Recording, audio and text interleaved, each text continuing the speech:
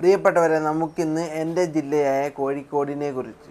ജില്ല നിലവിൽ വന്നത് 1957 ജനുവരി 1.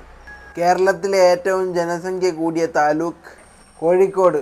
കേരളത്തിലെ ഏറ്റവും കൂടുതൽ നാളികേരം ഉൽപ്പാദിപ്പിക്കുന്ന ജില്ല കോഴിക്കോട്. വാസ്കോഡ ഗാമ ആദ്യമായി കപ്പലിറങ്ങിയത് എവിടെ? 1498 കോഴിക്കോട് ജില്ലയിലെ കാപ്പാടിൽ.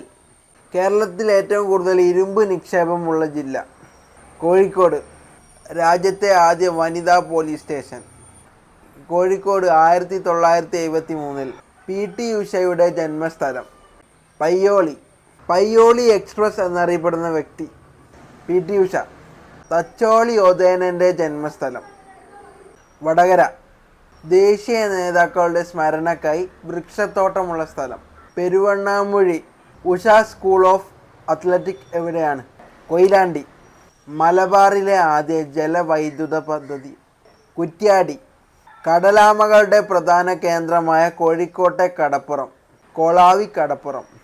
സത്യത്തിൻ്റെ തുറമുഖം എന്ന് വിശേഷിപ്പിക്കുന്ന തുറമുഖം കോഴിക്കോട് തുറമുഖം.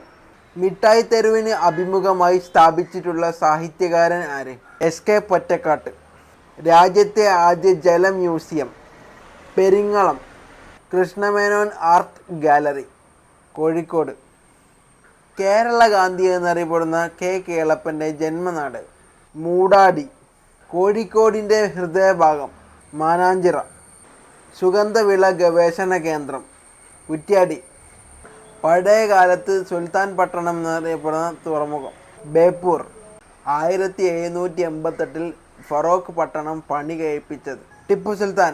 പ്രാചീന കാലത്ത് പന്തലായനി കൊല്ലം എന്നറിയപ്പെട്ട സ്ഥലം കൊയിലാണ്ടി. കേരളത്തിലെ കരകൗശല ഗ്രാമം ഇരിങ്ങൽ. 2007. ഇന്ത്യയിലെ ആദ്യ ജെൻഡർ പാർക്ക് തൻ്റേടം ജെൻഡർ പാർക്ക്. ഇന്ത്യയിലെ ആദ്യ വനിതാ പാർക്ക് വെള്ളിമാടുകുന്ന്. കേരളത്തിലെ ആദ്യത്തെ പുകയില വിമുക്ത ഗ്രാമം കൂളിമാട്. ദക്ഷിണേന്ത്യയിലെ ആദ്യ വൈറ്റ് വാട്ടർ കയാക്കിംഗ് മത്സരവേദി തുഷാരഗിരി. ആദ്യ സമ്പൂർണ്ണ ഖാദി ഗ്രാമം ബാലുശ്ശേരി. മലബാറിൻ്റെ ഊട്ടി എന്നറിയപ്പെടുന്ന സ്ഥലം കക്കയം. കോഴിക്കോടിനെ അറബികൾ വിളിച്ചിരുന്നത് കാലിക്കൂത്ത്. കേരള സംസ്ഥാന കളരി അക്കാദമി വടകര. രാജ്യത്തെ ആദ്യ അവയവ നേത്രദാന ഗ്രാമം ചെറുകുളത്തൂർ.